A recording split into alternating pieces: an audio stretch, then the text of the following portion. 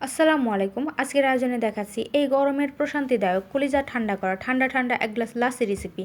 আপনারা আমার এই রেসিপিটি ফলো করে হুবহুব নামি দামি রেস্টুরেন্টের স্বাদেই বাসায় স্বাস্থ্যসম্মত উপায়ে বানিয়ে ফেলতে পারেন।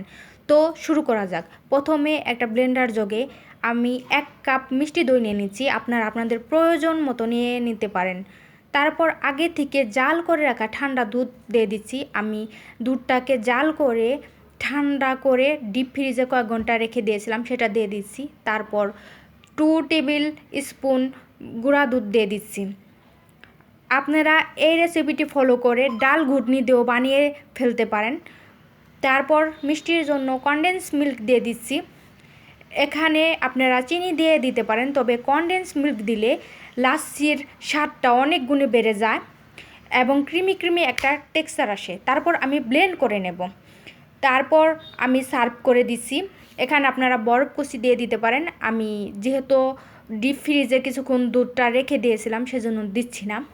ভিডিওটি যদি ভালো লাগে লাইক কমেন্ট ফ্যামিলি অ্যান্ড ফ্রেন্ডদের মাঝে শেয়ার করবেন।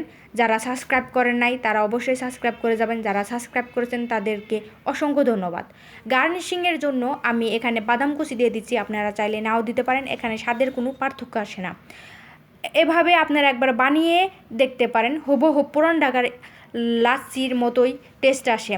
ভিডিওটি এতক্ষণ দেখার জন্য